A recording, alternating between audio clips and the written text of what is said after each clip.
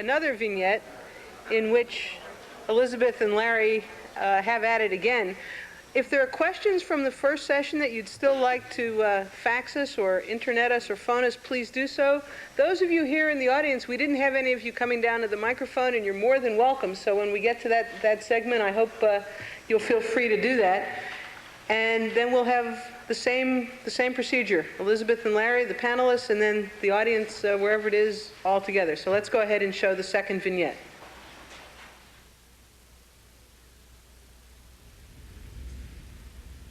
Bless your heart for coming, Patty. I don't know what I'd do without you. Of course I'd come, Elizabeth. I'm your sister. You made it right on time, too. No delays. No delays? No ice storms? No snowstorms? How long are you going to stay? Oh, you know, that young lady I told you about that's helping at the office, she was able to come in a couple of extra days, so I could probably be here till, I don't know, Thursday, Friday. It'll be okay. Thanks. Yeah. I'm going to need you tonight. I know the news is going to be bad, and I'm scared. I'm scared to death. Well, tell me about it. Tell me what happened, what did they do, and what's he saying? And I know it's cancer. He put this tube down my throat. He said there was a tumor there, and he did a biopsy, and then I don't know, he should be here any minute to tell me the results. And well, do you have you don't have the results yet? No. Well, now don't borrow trouble, Elizabeth. You know, Mama said don't borrow trouble. It could be, maybe you've got an ulcer, Elizabeth. You know. I'm scared. I know. I'm sorry. Let's see what the doctor says. Let's just wait and see. Hi, Elizabeth. Oh, hi, Larry. How you feeling? I'm scared to death, to tell you the truth, and I'm just glad that Patty made it here. This is my sister. I want you to meet my doctor, Larry Hi. Cooley. How do you do? Hi, Patty. He's a wonderful fella. I've heard Elizabeth talk about you. Oh, and how are you? Thanks for being here. You're welcome. You can be a major support for her. Well, she is already. Good. You told her about our little procedure we did a couple of days ago? Yes. What's the news? It's not good. The permanent sections on the pathology report now come back as what's called a squamous cell cancer. It's a bad kind. It's in a bad place. It's right there where your swallowing tube goes into your stomach. That explains why you've had the weight loss, loss of appetite, you've been belching, and all of your upper GI symptoms. So, where do we go from here? How long? No, when will you do surgery? Let's finish this report. Remember yesterday afternoon you had your CT scan of your chest and your abdomen? Those don't show up good either. There shows that there are some shadows in your liver that we suspect are metastatic foci, and you've got lymph node involvement in your chest. I don't think it's a surgical problem right now, and it may be that some radiation therapy will make you feel better. Well, I have to make plans. I don't know how much time I need to take off from work or how long it'll take me to recover. And Patty, right now, is just going to be here for 2 days. Is she going to have to come back in about a month? First, I wouldn't be thinking about going back to work. We're talking about a much more serious problem than you may be thinking. Well, when are you going to cut me open? I doubt that surgery will be indicated, Elizabeth. I think only palliation will be indicated. What you mean? You're not going to do surgery? I feel that the radiation therapy will help the tumor to get smaller, but with the amount of spread she's got in her chest and her liver, I think it would be such a major surgical procedure she would. You can't leave that thing in here. I can't live with that thing. Now, I know Tom, when he died, what was it, 15 years ago, they started by removing the cancer. They took out the tumor, then they radiated, and they did the chemotherapy, and I'm ready for anything. I'm not scared. It was a different kind of tumor, I'm not afraid of the pain, and I trust you explicitly. And she has great insurance. She had great insurance. I sure then. do. They've kept it Yes. up. She can cover the cost. It's not quite that simple. Insurance today isn't like insurance used to be. This major procedure has to be approved by the insurance company. They might not even approve a surgical procedure as extensive as this when you've got spread elsewhere. I can't recommend it, Elizabeth. You might not even survive such a procedure as this. What do you mean you can't recommend it? Will you talk to this man? I can't understand this. Now, I'm not meaning to insult you, Larry, but Elizabeth, I cannot live with this thing. I'm going to have to get another opinion. I'll have to find somebody who'll agree that that's the best way to begin. I can't live with this in here. I understand you're upset, and I have no objection to you getting a second opinion. But I'm afraid you're going to come up against the same story everywhere you go. It's inoperable. You're just afraid that the insurance is not going to cover it. And I just want to assure you I have money. I have money, Larry. There's no need to worry about it. We have a trust fund, and there's plenty there. When our parents died, they left us a wonderful trust just for this kind of an emergency. Now, Larry, please, don't worry about the money. Elizabeth, we're not talking about money, and we're not talking just about insurance. We're talking about you. It's major surgery. It's going to diminish your quality of life over the next several months.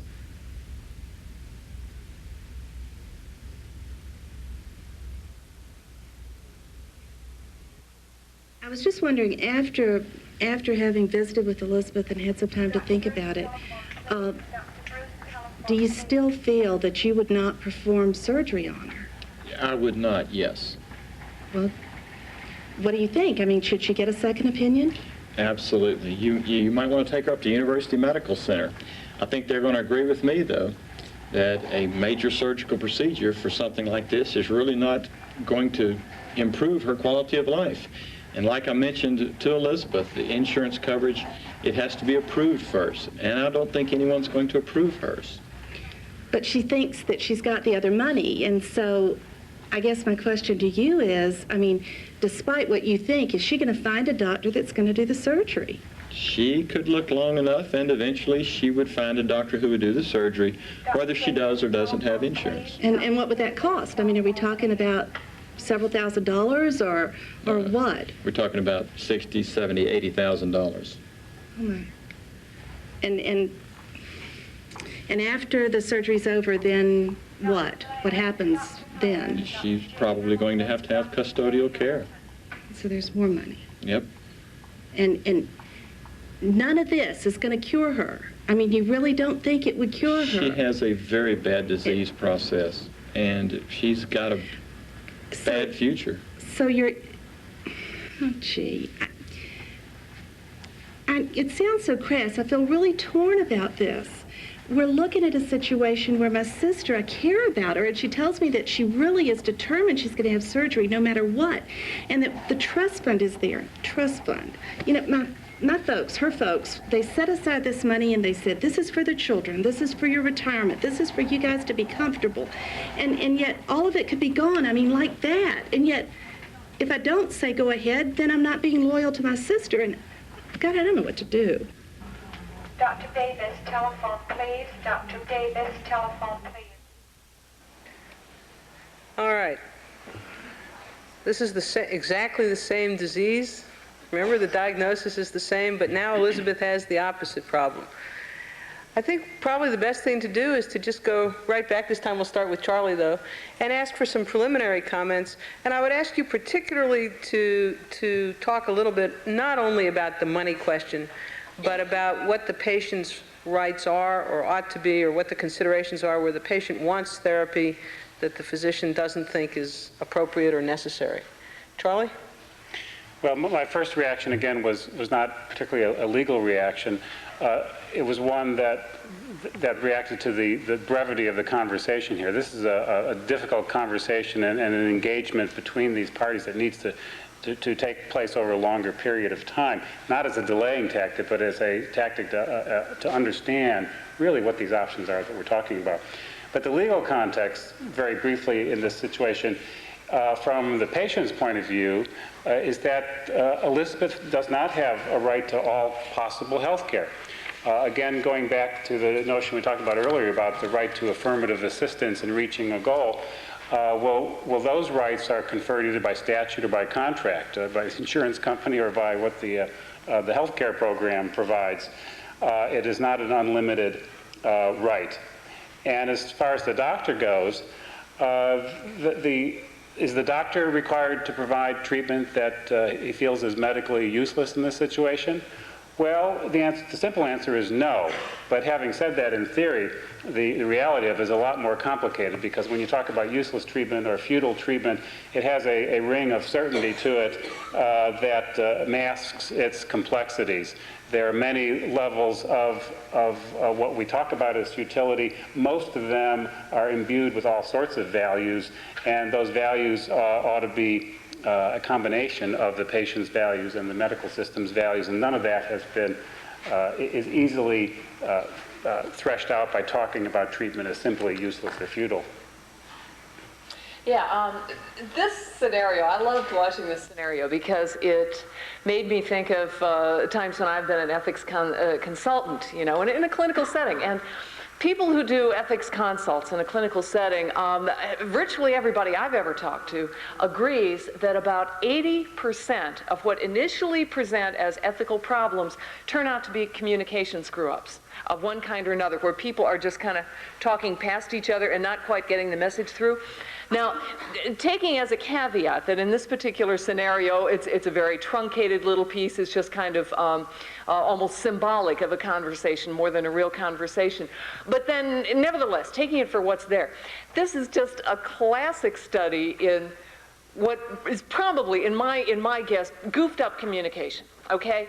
At no point has the physician actually said that she is dying. Remember, in the last scenario, and remember, these are different people, okay? Yes, the same actors and actresses and same disease, but these are different people. In the last scenario, the patient asked the physician, how much time are we talking about here? And he answered her very straightforwardly, maybe several months, okay? At this point, in this scenario, she's scared, she's maybe not prepared, and there may be good reasons not to tell her just yet that several months is her prognosis. Nevertheless, her request is being made under conditions of very significant ignorance, and nothing that he says actually gets rid of that ignorance. The members of the panel got the tape of these scenarios ahead of time, so I turned on the tube, stuck in the VCR, and sat there with my computer and the pause button, clattered out some of the exact lines here. He says things like, the news is not good, it's a bad kind in a bad place, and then he goes on to say there are metastatic foci. That's typical conversation of mine. I don't know about you, cocktail cut. What I like is where he goes through and it says it accounts for all your symptoms, which is his way of saying I'm a smart doctor. Yeah, right.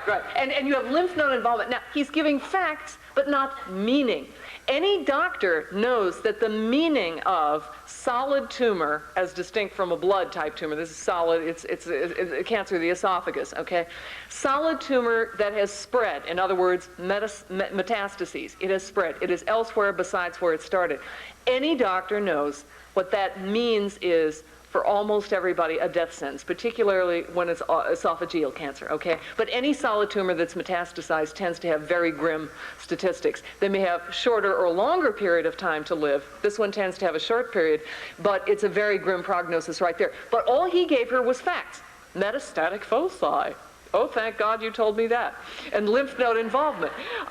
Okay, and so then he says, I don't think it's a surgical problem right now, which leaves the door open for her to say, oh, well, later on, when I'm better, when I'm a little bit more beefed up with my hyperalimentation, my nutrition, whatever. It's almost misleading at that point. And then she comes back and says, I need to make plans. How long am I going to be off of work? And then he comes back and says, I wouldn't think of going back to work. And he's beginning to get at the issue, this is much more serious than you may be thinking, but serious does not mean you're dying in 3 months. That's a very different picture. He goes on. She replies, after he says this is much more serious, she says, oh, when are you going to cut me open? Ooh, perish the thought. Okay, obviously she is still on a completely different wavelength from him, all right? It's more serious. Well, ooh, so I might have to have surgery. Ooh, sounds like what Tom, whoever Tom is, had 15 years ago. And then he says, I doubt that surgery will be indicated. That wonderful, globby, empty word, indicated. I think only palliation will be indicated. Total dodge. He has not said a darn thing that makes any sense to her.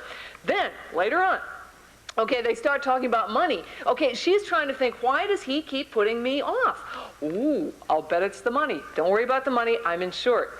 And then she keeps coming back on the insurance thing. She's trying to find out what is going on. And he keeps deftly dodging. Okay, and maybe for a good reason. Again, hitting a patient with a ton of bricks all at the same time is not necessarily a good idea. But he keeps dodging, and she is obviously under a misimpression in this thing. So then he starts, well, you might not even survive such a procedure. Well, That statement only makes sense in the context of a patient who might live. Okay? It doesn't make sense to say you shouldn't have surgery because it might kill you if you're definitely going to die without it. That's irrational. Okay? So he's opening the door to more misunderstanding by saying, well, the surgery is so serious, I wouldn't want to do it to you. And then later on he says, well, gosh, it will diminish your quality of life over the next few months. Well, of course it will. That's what surgery does. Guess what? What he doesn't say is the next few months is all you've got. And that lower quality in it is not as good as higher quality in it. And so this is a story, so far as I read it, of what is probably seriously missed communications. Now, maybe later on, if this Larry is as good a communicator as the last Larry was, and he was pretty good in that first vignette, that other Larry, Larry number 1, if Larry number 2 kind of gets his act together and realizes, this lady is under some serious misunderstandings, then maybe they can begin to remedy this and say, look, it's not just that you're having a surgery that'll cause you pain. It is a complete waste, almost certainly. Now, maybe she will then come back and say, hey, look, okay, I realize my odds are this poor, and that almost certainly I will be dead. I'm one of these people who says, if there's a shot in the world, go for the gold. I go out to Vegas, If she's that kind of person, then you have a genuine value clash. But I'm not going to say that there's a value clash until we've gotten through all these communication problems. Can I just note that it's sort of interesting that in the first vignette, where Larry wasn't really communicating with her, I mean, he communicated very directly when he was trying to manipulate her. And in this one, where you have a sense that he's trying to help her, he didn't get it across. It's an interesting contrast, it seems to me. Howard, don't wince. I'm not criticizing all doctors. Well, Okay. We'll Sorry. get back to that later, All Nancy. right. But I'd like to take quite a different tack than what Javi took, in that I see, without any doubt, Larry's communication skills deteriorated markedly over the last hour since the first. I mean, no question about that. And I would never use this video if I was talking to a group of medical students saying, how do you talk to a patient about their cancer? But at the same time, I think we're challenged by these vignettes to grapple with the issue and not to sort of pick apart the wording of the drama. So I'd like to get to the issue. And the thing that strikes me as I think about this vignette and the other vignette we saw is the chickens coming home to roost. And a number of things were said early in our discussion that sort of, you could say, slam the medical and healthcare professions about the way we've handled these cases. And my point as a physician is I think we have to own a great deal of that responsibility for how these things are now coming out.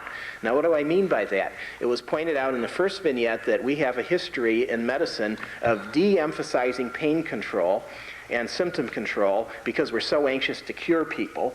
So we've neglected these, and now patients with cancer tend to get lousy pain and symptom control.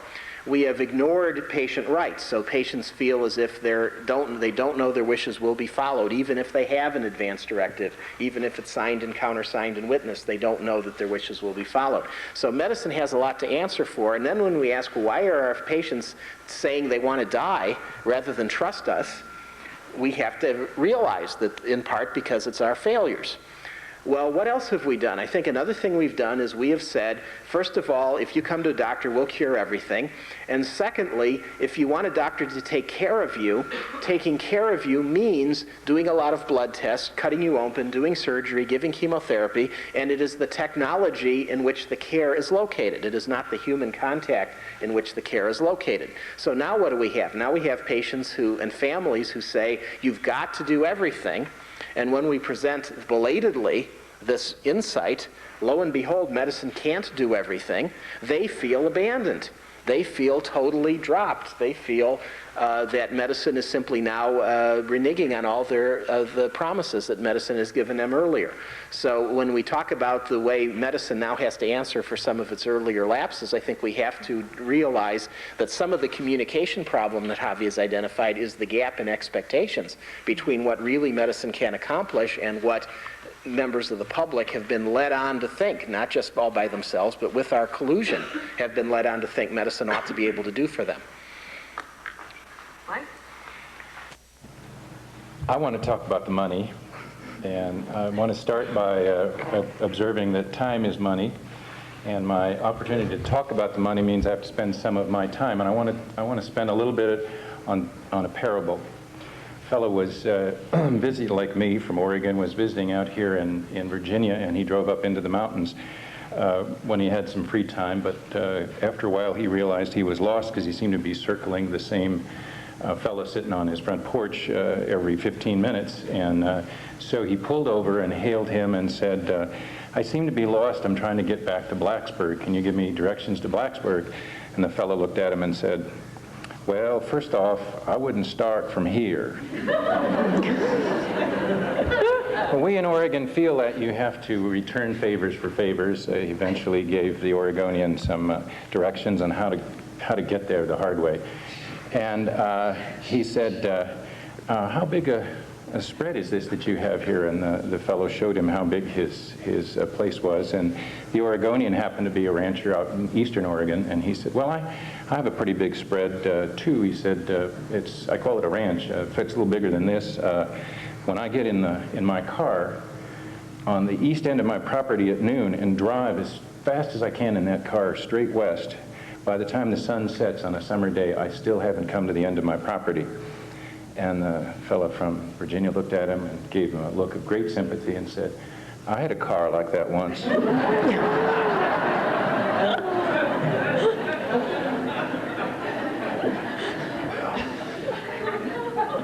The point of these stories, we are in the midst of an effort to do healthcare reform that has to do with this issue of money, and that's much larger than Elizabeth's case. But Elizabeth's case is part of that big whole problem.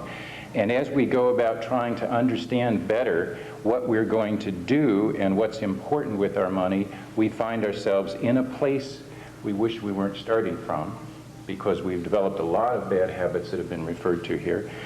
And we find ourselves driving a car that may not be the most appropriate car to get us to where we want to go, which is a lot of our attitudes towards insurance. So all of this effort to deal with Elizabeth's problem has to deal with the fact that the larger social context for public policy, which is where ultimately her problem has to be solved, in the single case, it can be solved with a lot of this good communication. I think you're right on target with that hobby.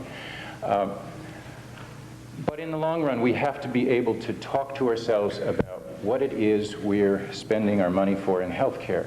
And part of the social myth that has grown up since the end of the Second World War is that healthcare, unlike any other thing in our lives, shall be set apart because of our insurance, so that when it comes to healthcare, both physicians and patients are to act as if resources don't matter, as if you can spend anything and everything. And that's the way most of our insurance policies operated for a long time. The insurers didn't ask any embarrassing questions of the physicians. Physicians did whatever they, by and large, wanted to do, mostly because they thought they would be of assistance to the patients. But both sides of that discussion engaged in the same now destructive or totally improper social myth that when it comes to healthcare, resources don't matter. We should never think about the cost of things. Elizabeth reveals this vignette is excellent for revealing two of the big problems in this health resource debate. One is spending my money, and I would say if I have the money and I can find a doctor to do something for me that's not illegal, and he or she is willing to do it, then I can spend my money to pursue that even crazy goal. But in Elizabeth's case, she was spending our money at two levels of our money.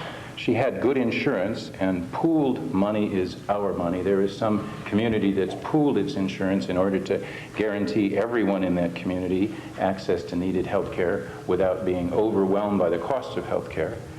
And she was also putting on the line some of our money, namely this trust that seemed to belong to she and her sister. Now that conversation is going to be one heck of a conversation if they have to talk about money at this date.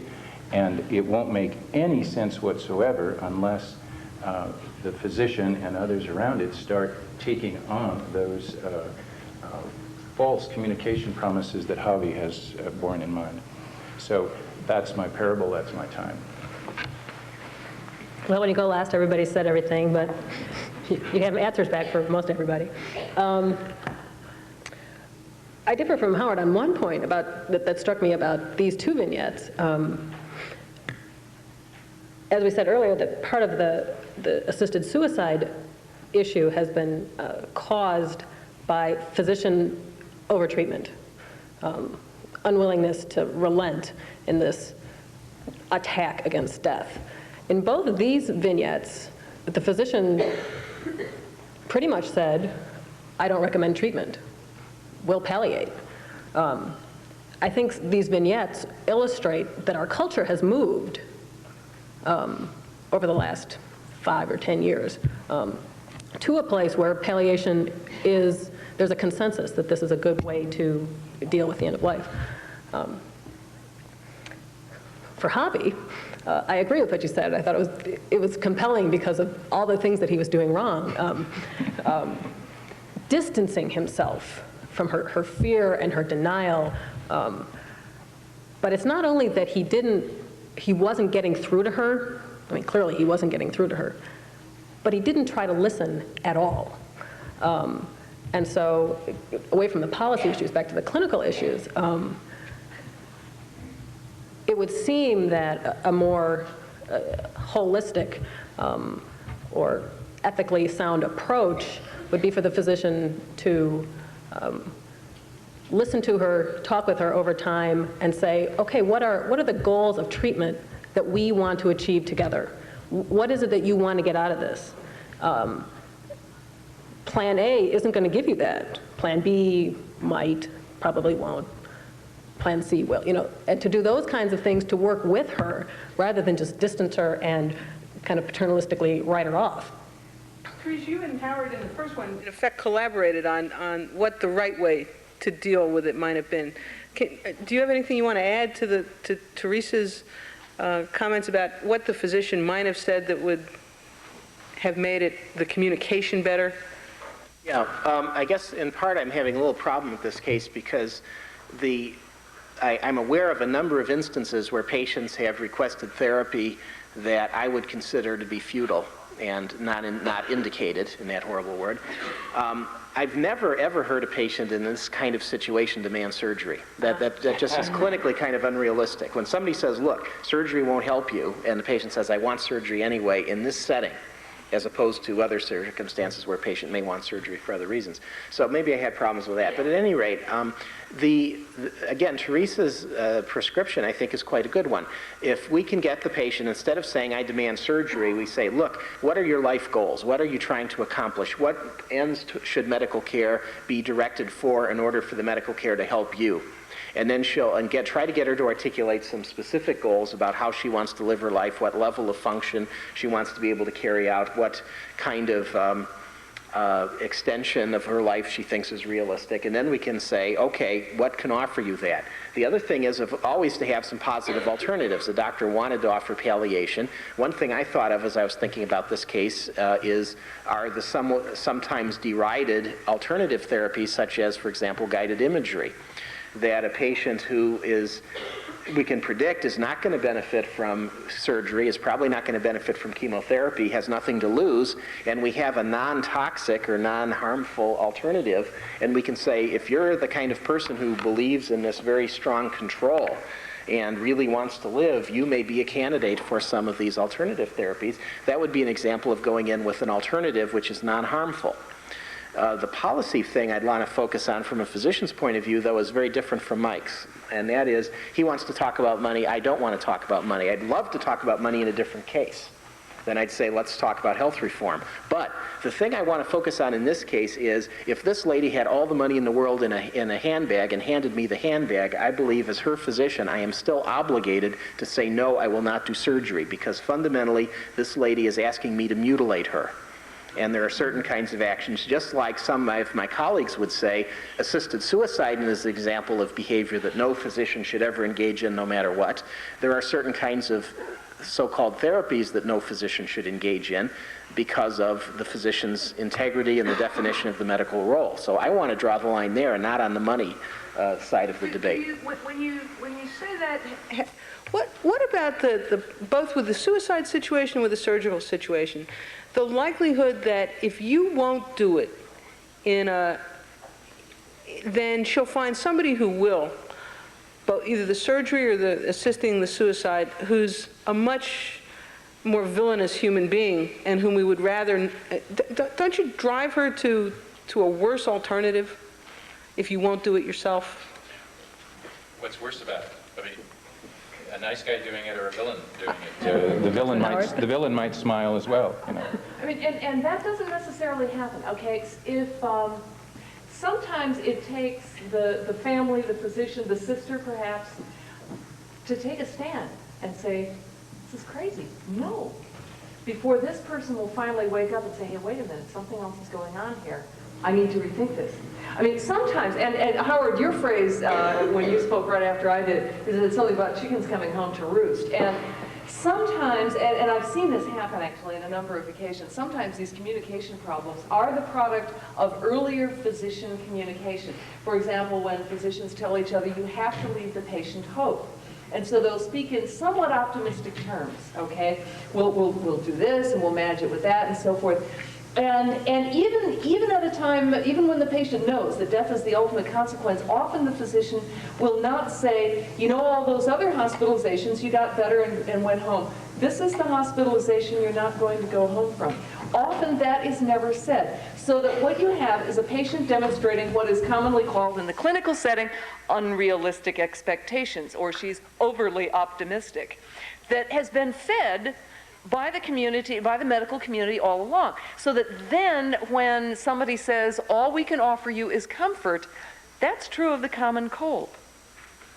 There's nothing we can do for you but keep you comfortable. That doesn't tell the patient, you are now dying. Make your peace. Do what needs to be done. And so so often the communication problems are spawned by previous ones as well. While we're talking about advanced planning, we can rule out joint trust funds. We have because that's causing this problem. We have one question here in the audience. Let's go ahead with that. I'm Wilson Gunn. I'm a pastor in Roanoke, Virginia, and I realize the constraints of this type of a method. But I mean, the pastoral dimension or the pastor really isn't represented at all in this formula here.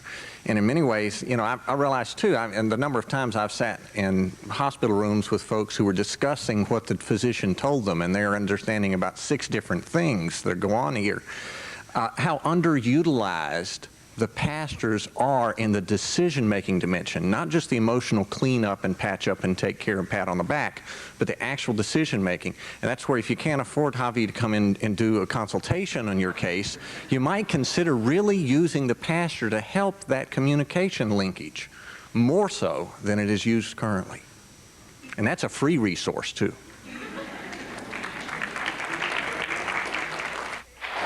If you're asked, you'll sit with the patient and the physician and just listen, and then so that you've heard it all yourself directly? Absolutely. I can't tell you the number of times, I was talking to one colleague who says that often he is asked to leave by the physician. The physician asks him to leave the family. I tell him, I usually ask the family if I can stay, and then they're put in the position of that tension. Mike? I think that's a wonderful suggestion. I will differ with you that it's not a free resource. That is to say, your church is putting up the resources to put you there, or you're out of opportunity cost putting up the resources to be there. So it's a wonderful expenditure of resources and an extremely efficient expenditure of resources, and one that I believe the healthcare system ought to recognize more formally. And when I say that, I want to add that in Oregon we gained a lot of ill repute by opening the closet and looking at the boogeyman in there called rationing healthcare. But by doing so, we learned to say, okay, let's talk about what are the valued outcomes. And we'll get really clear on that for healthcare, and then we don't care who does it, what the initials after the name are. And when we got people in the communities talking about valued outcomes, what makes health care useful to them, a lot of the kind of services you're talking about that you provide are right up there. I think there's an education that needs to take place here, too. Because I know my parishioners are as bad about not calling me when they go in the hospitals as the nursing staff is about not getting in touch with me when this case it gets serious or such. Thank you. Let's try, thank you, that was a useful, very valuable comment, I think. But Yeah. it's usually individuals trained in religious communities or chaplains who deal with these meaning questions. You know, physicians come in, they throw out the information, and then the patient goes back to the family and says, what does this all mean? I mean, I don't know what it means. And there's no one to link for them between fact and value and interpretation, because the physicians aren't doing it. But I would think often that the chaplains or the clergy feel real uncomfortable in the very well-defined institutional setting. Well, if I could just inject a mild note of skepticism. Now, you made a point earlier about people making decisions or thinking about their decisions in the context of a pastoral community or a religious community of which they're already a part. And that seems to me to be very sensible and assures that they've already chosen that set of values. I also have, on the other hand, this image of, you know, the hospital chaplain kind of walking down a hall, and if you have no other relationship with that person, whether they're of your religious, particular religious faith or not, or if you don't have one, then it's injecting a whole other set of values that has nothing necessarily to do with you. So that depends when the decision is made to utilize that set of values, I think. I'm more or less jumping onto the panel here rather than asking questions, but I think it's important also to use the local pastor. You know, the hospital chaplain has very valuable skills to bring there and to instruct that the local pastor can profit from. But the local pastor brings some longevity. They often can help you. They've lived with this dysfunctional family for years, so they can probably help you understand it a little better. So it's a great resource, and we're really, I mean, we're anxious to minister to our flock and help you with that. Let's throw in another thing, and that is that pastors and chaplains, pastoral professionals are trained in the business of asking difficult questions and telling difficult news. Physicians ought to be, but aren't always. And frankly, watching a good a pastor or a good chaplain do that, to ask delicate questions and to raise these terribly sad and difficult issues, can be a real education for the physician, some kind of communication role modeling. And I've seen it happen many times. I've seen chaplains defuse totally crazy, outrageous, uproarious family situations to where they're all finally sitting down reasonably calmly, talking to each other. I don't want to cut this off, but I do actually, and with the observation that, you know, there are no atheists in foxholes and maybe not in hospitals either, but in case there's one, we'll now go on to, I think we still have the telephone question, do we? Let's go with the telephone. Is it reasonable to ration health care on the basis of any individual's lifestyle? In England, some hospitals will not perform heart bypass surgery on heavy smokers unless they agree to quit smoking. The Clinton health care plan, as it is currently proposed, puts a lot of emphasis on promoting good health and the prevention of disease. Should self-induced risk factors be treated differently in making decisions about who gets scarce resources? Elizabeth has lived a clean life up until now, but let's answer that question anyway. Yeah, I would love to start out with a stab at it. The caller is quite right. There was actually a set of articles in the British Medical Journal just relatively few months ago, and it focused on a particular surgeon, actually more than one, who would not do a coronary artery bypass graft operation on a person who was still smoking, who had not quit smoking.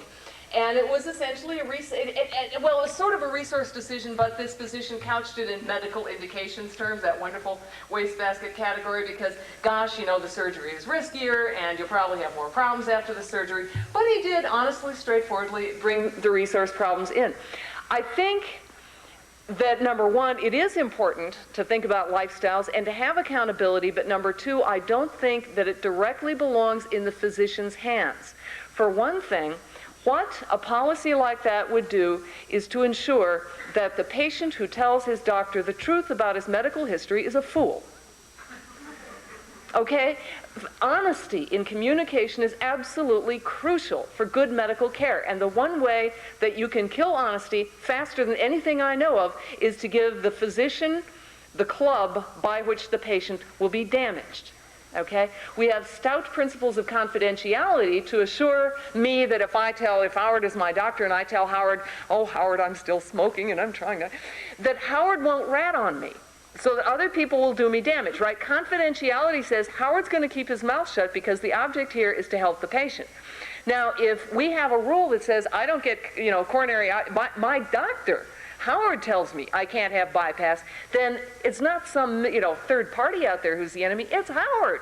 My own doctor is now the enforcer, capital E, of social policy. So I think that lifestyles issues, while they do belong, they do not belong with the physician being judge and jury.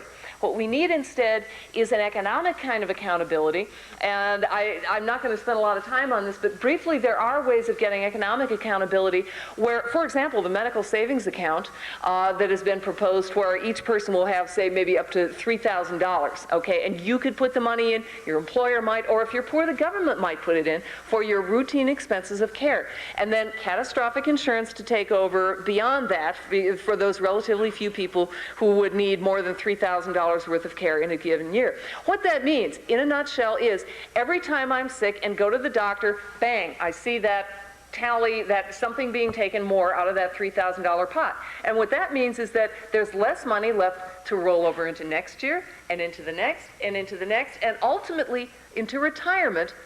You can't, under this plan, you can't just spend the money, trade, immunizations for beer. No, not until you retire anyway.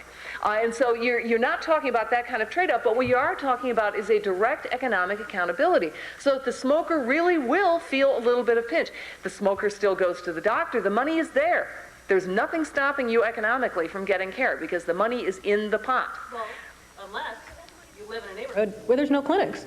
You may have all the money in the world. Yeah, See, I think that's another problem. The difficulty. That's a different. That's not the question of building economic accountability. Well, the difficulty with the lifestyle and beer. The difficulty with the lifestyle, we need to consider it, but lifestyle risks are generally differentially distributed across the demographic texture of this country. And so while it might look objective and rational on the surface, it may further disadvantage already disadvantaged sectors of the population. So we have to be careful. I think I must, in deference to the pastor here, misquote the scriptures and say, let he who is without lifestyle disease pass the first person off the ship.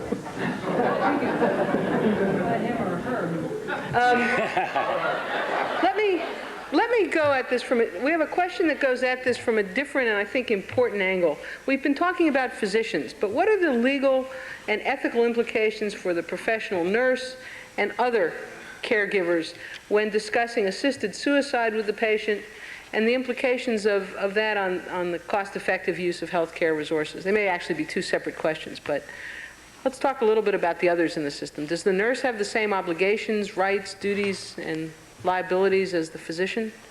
Charlie? Well, in terms of being culpable for assisting with suicide, I think the simple answer is yes. In terms of addressing the policy question of should we permit some form of assisted suicide, then one does have to ask the question who should be involved with that. And most of the discussion centers around physicians being involved with that. But one, depending upon how one frames the right of assisted suicide, I mean, is it a healthcare procedure or is it an individual right that should be separated from healthcare? Maybe others besides the physician should be the euthanizer, whatever you'd want to call the agent. So it isn't on the policy level. Really, none of these questions have been decided upon. There's another question which I think reflects very precisely some of the ambivalence that our society has about these issues. Could physician-assisted death become a cost-cutting option, a way to reduce healthcare costs? And what has been recommended in Oregon regarding this practice? Mike, you want to take that one on? It has been recommended in Oregon not to use it as a cost-saving device. Really, quite literally. The famous prioritized list has as its first reason, the first value driving the prioritization is this a procedure that saves life within some parameters of probability? And everything that does that is highly prized. And so in our community of Oregon, saving lives and advancing lives and supporting lives, not without consideration of quality of life, but that as an important value is really very much there, so that I think I can say quite clearly, although we have not yet voted on the physician aid in prescribing, that is not a recommendation that would associate itself in any way with the Oregon list for prioritizing health benefits, healthcare benefits. Do I have the floor just long enough to comment on Javi's observation? I think that the lifestyle business has to really be separated out from disease care business, and that lifestyle and health promotion and disease prevention are really public health and community health entities that we should take care of on their own merits and not try to blend it into what we do with health insurance. Can I just add one thing about I agree fully with Michael about the non-linkage, ideally, between causing or saving money and contributing to a patient's death. And I'm impressed particularly with conversations with physicians in the Netherlands who've spoken in the U.S., where they'll do two things. First thing they'll do is they'll say, we defend as physicians what is going on today in the Netherlands, and we think our policy of euthanasia is in fact humane, compassionate, and appropriate. Then we strongly recommend that you don't do that here in the United States. The reason we recommend you don't do it here in the United States is because you do not yet have universal financing for health care like we do in the Netherlands. So therefore, inevitably in the United States, you would get tripped up in having financial questions of who is worth how much money interfere with questions of what's compassionate. We in the Netherlands have guaranteed all our citizens the right to expensive therapy if they need it, and so we don't have that problem. Interesting point. That's the very point why requiring voluntariness in our present situation really can't work the way we want it to work. What's a voluntary choice in Beverly Hills is not the same kind of voluntariness in Watts. When your choices are very different, what your options are going to stack up differently. Well, that's true, and on the other hand, you don't want to use that observation to kind of diminish the talking about choices and hoping to expand them for everybody, whether they're in Watts or Beverly Hills. Well, I mean, that's precisely the reason why health reform is so relevant to this discussion, because you can't make decisions about what ought to be the policy with physician-assisted suicide or either of these vignettes without the context of the healthcare system that we're in. Let's take the telephone question, and then we'll take the at-the-mic question. When my mother was very ill, her doctor told me that Medicare money would be better spent to save the lives of younger, more productive people. No witnesses were present. My mother did die soon after for what our lawyers tell us was poor care but not clear malpractice. How prevalent is this attitude among medical professionals, and am I legally liable for defamation of character if I tell her friends who use the same doctor my opinion of his attitude? Tell everybody you want. How prevalent is that attitude? Anybody but Howard can answer that question. Well, I think before anyone else answers it, you should have heard what I heard, which was Howard's groan at that account. Well, I will answer it. I'm sorry. I find in talking, shoot me, okay? I find in talking with residents, medical students, and physicians in a variety of audiences that I address, that attitude is present, not the dominant, not the majority attitude, but it's there a lot more than I would like to see it. And I think that reflects a little bit the society we live in, because I don't think that's just physicians who feel that way. A lot of people in our society still feel that I've got my health benefits and I'm okay, and if I had to spend a few more dollars on my taxes to make sure someone else had health benefits, I would never do that. And so our sense that we have a community responsibility to be compassionate to all of each other in our society when we become ill or needy is something that is not as prevalent in our very individualistic society as is present in some other societies, perhaps like the Netherlands, although we could argue about that. And I find that attitude is there in medicine as well. And I tend to agree with Javi that those kinds of decisions are best made not at the bedside, they are best made at a societal level, and you don't want to make the doctor, judge, and jury over the financial worth of any individual. All kidding aside, we should note that it's not at all fair to blame Howard for all of the sins of the medical profession, such as they may be, and that all you have to do is listen to him to see that it isn't fair. So I'll just throw that in as a personal note. Let's take the question from the audience. Yes, I'm a registered nurse and I work for hospice. My question is, we're talking about personal choice, but what if you have patients who aren't given their personal choice of knowing that they're terminal and that the physician decides that it's best for the family? They know that person best, and if they want to protect them, what's my responsibility and role as a registered nurse working with that patient and getting them to know, their right to know that they are terminal? Answer that. Anybody? I hope so. I'll start. Go for it. I mean, I would think, not being a physician or a clinician, that it should be within your jurisdiction to talk with the family and patient and feel out where they are. I mean, maybe the family doesn't feel comfortable telling the patient, and they would really prefer somebody else did, and the doctor's just dodging his responsibility. I mean, another thing that might be useful, a couple things I'm thinking about. A lot of times, not always, but on a number of occasions, when a physician says the family or the patient can't handle it, it's the doctor who can't handle it. Physicians are not used to these conversations, and let's face it, I mean, it's hard to talk with somebody who is dying about the fact that you're dying. I'm thinking of a friend of mine who, as a matter of fact, a dear friend when I was living here in this glorious state of Virginia, and I moved to Memphis in 1984 and found out just a couple of months later that a very dear friend all of a sudden found out she had a very far advanced, fast-moving cancer. And I went to visit her immediately, and we had 3 lovely days together, and in that period, I saw how some of our mutual friends responded to her. A number of them didn't go and visit her because they said, oh my gosh, what will I say? What if I remind her? As though she's going to forget? You know, oh yeah, that's right, I'm dying, I forgot. You know, huh? You know, what? They're so they don't know what to say. They're afraid they'll stumble on their tongues and say something and feel bad. And I said, look, you know, it's Odette. You know Odette. She's the same Odette she's always been. Come on. And then they feel more comfortable. So that helping, I mean, in a sense, while it's easy to condemn the physician, shame, shame, you should know how to do this kind of thing.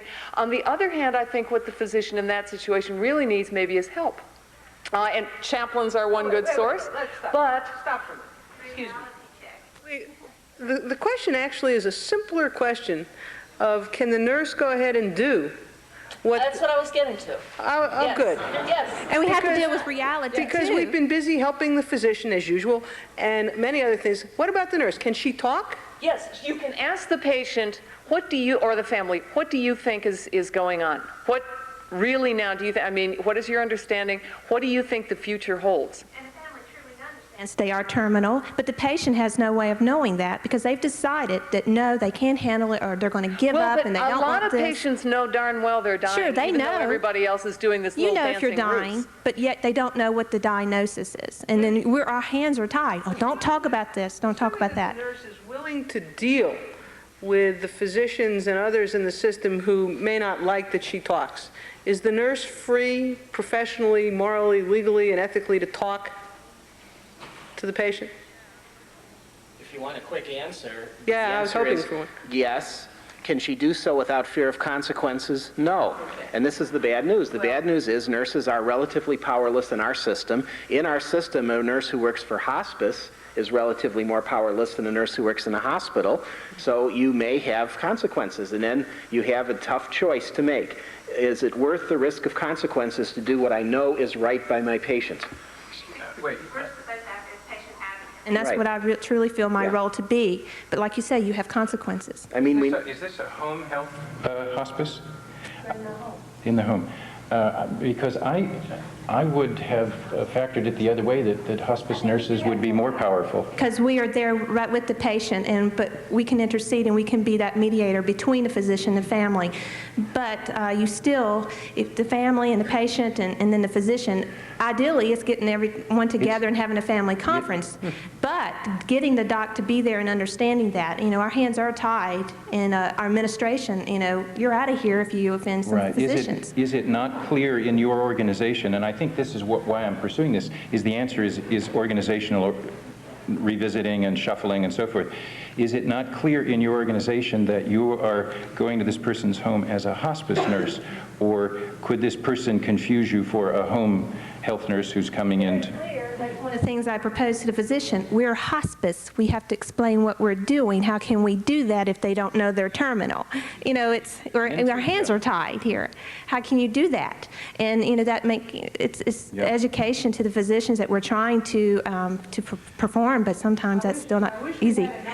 Time here not only to discuss the roles of all the people in the system, but to empower many of the ones who need to be empowered, but we don't. So I have to thank you and say you've raised a very useful point. We're now almost to the end, if you can all stand it for a few more minutes. And what we're going to do is, we had said we were going to give you each 2 minutes, but we're not. We're going to give you each about 45 seconds for for a wrap-up. So if we can just do about 45 seconds apiece quickly on the high points of what you'd like to say at the end. We'll start as we began with Therese. I think one thing that I don't have an answer, and this is a question that I've been thinking about since I watched the vignettes, is I wonder if the management of dying and death, represented especially with physician-assisted suicide, ought to be located in the province of medicine.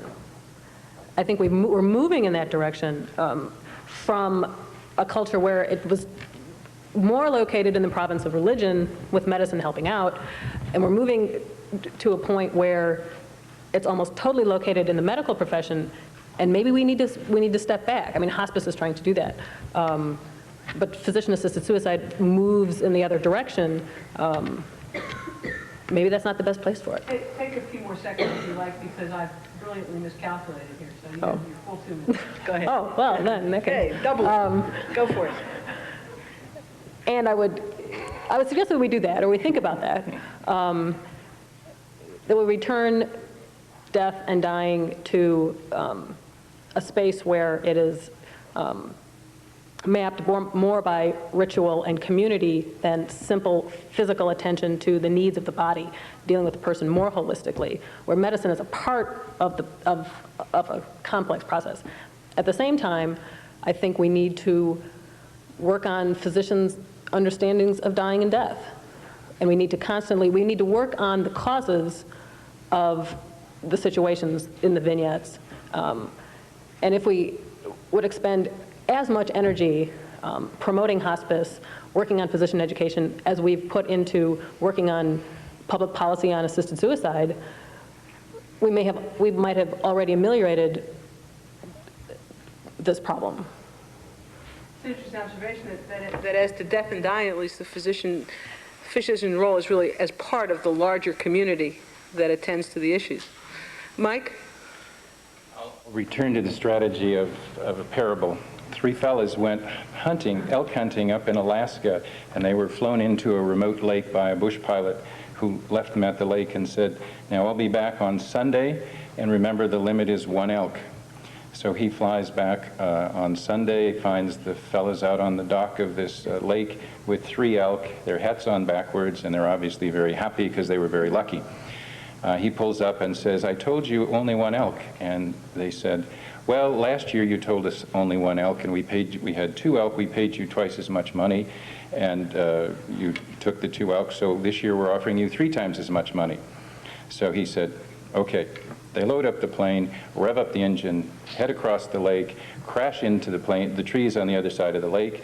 About an hour later, one of the hunters wakes up and looks around and sees his friend sitting beside him, and he says, "Howard, what happened? Where are we?" And Howard says, "Well, the plane crashed, and we're about 100 yards from where we crashed last year."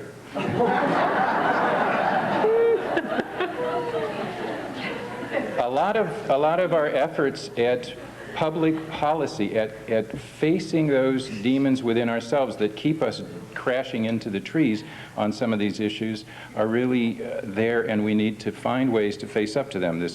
Our cultural attitudes towards death, our communication problems. I am not as cynical as that, so I will leave with my remaining few seconds the words of Václav Havel, who, before Czechoslovakia broke out of the communist world, wrote these words, that hope is not the assurance that everything will turn out well, but the conviction that the next step makes sense.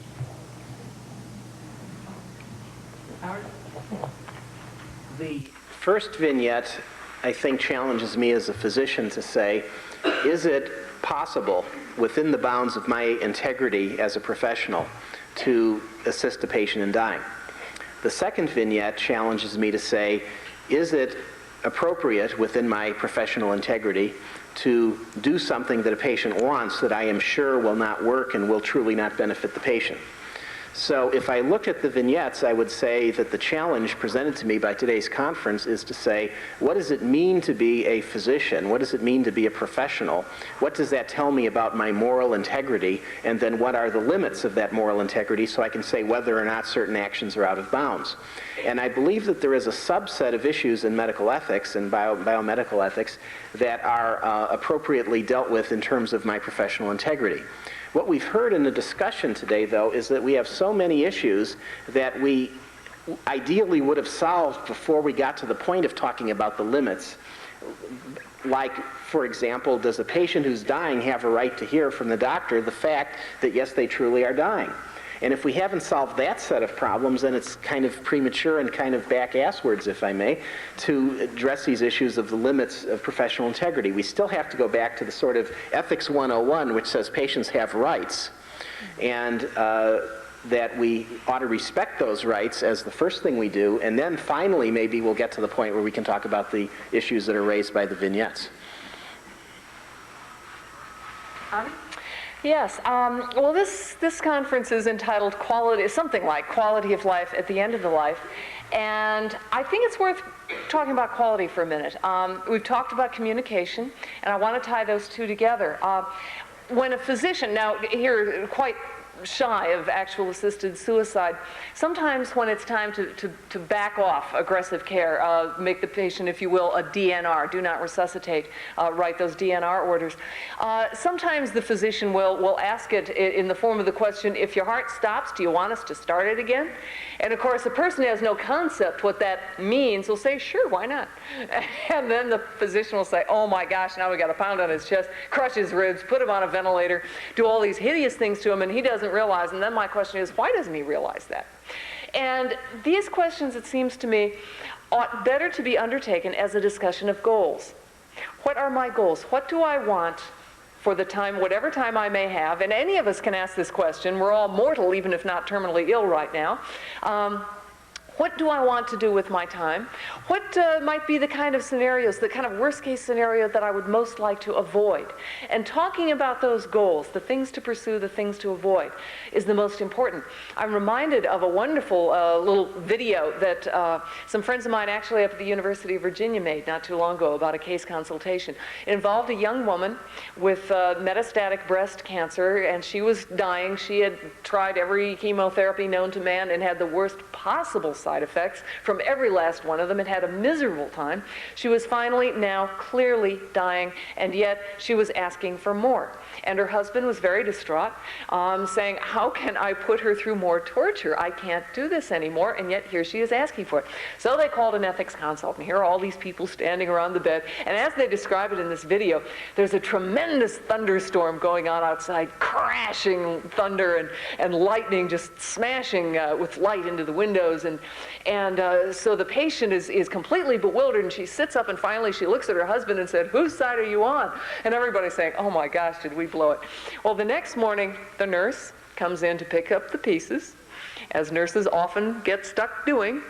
And the nurse says, "Well, do you remember anything about last night?" And the patient remembered a little bit and something. And then at one point in this little conversation, the nurse said, the patient said, "But I'm now ready to die." And then the nurse asked the crucial question, "Well, what would make you ready?" She sat up and she said, "Well, I need to write my husband a letter. I need to do that." She began making a list of things she needed to do. You know, I need to write something for my children so that they'll have.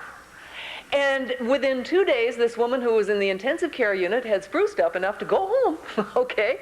And she had reasonable time at home, and then she died very peacefully. She had written the letters that she needed to write, and sort of the conclusion of this video, which is truly at least a 2 or 3 hanky video, is her young husband reading the poem that she had written to him.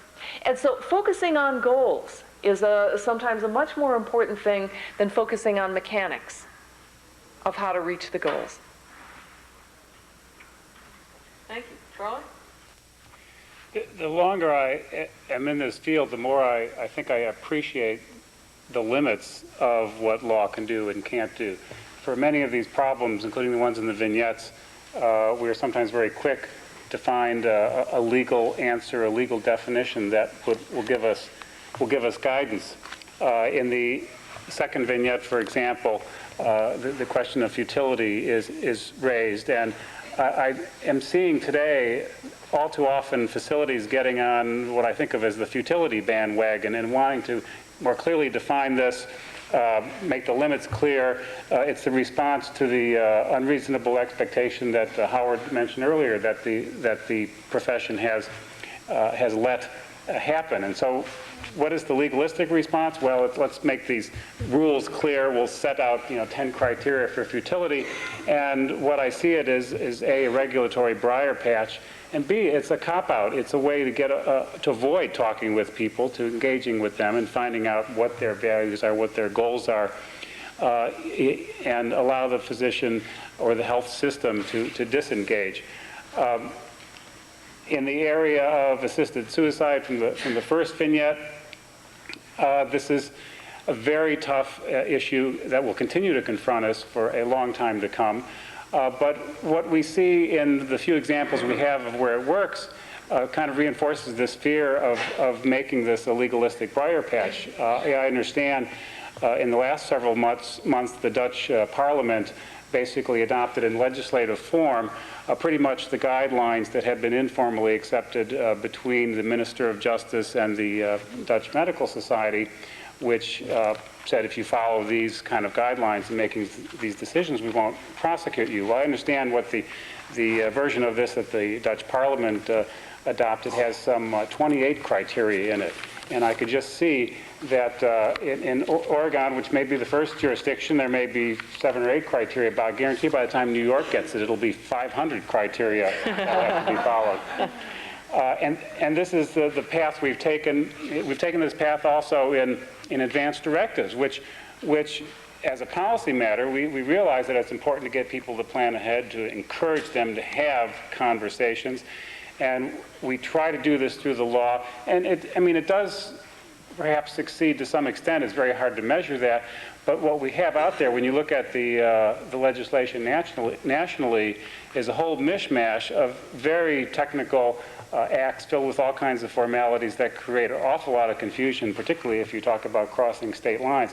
So I guess the moral of that story is that you really have to be very careful about what kind of legal solutions we want to impose upon these very important questions. I'm repeatedly reminded of the admonition that Monsignor Fahey frequently makes in this area, and he simply says that you cannot regulate virtue, and that's often what it comes down to.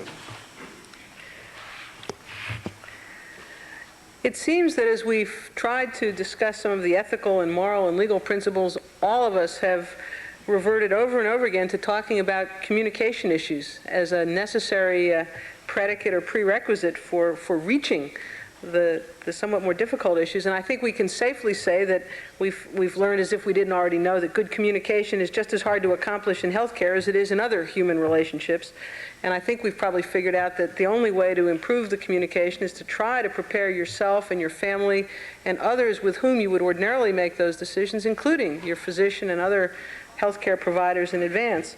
I think we've also figured out pretty much that even if the communication were perfect, these choices are hard. But I guess the right and the ability to make hard choices, and even complex choices, is a big part of being human. And I think everybody else in the panel and everybody in the audiences wouldn't give that up. So besides, if they weren't hard, they wouldn't be interesting, and we wouldn't have to have programs. But they are hard, and I've learned a lot from the panelists, and I want to thank all of them: Charles Sabatino, Javi Muraim, Howard Brody, Michael Garland, and Therese Lysott, who've brought their own excellent ideas and communication skills to this process. I also want to thank the audience for bearing with us. We're just learning how to do TV shows, so that's new. And I'm glad that the panelists aren't just learning how to think about ethical issues. That's clear. They're experts. I want to express my appreciation, and that of all of us, for the support of the National Endowment for the Humanities and the PBS Adult Learning Service.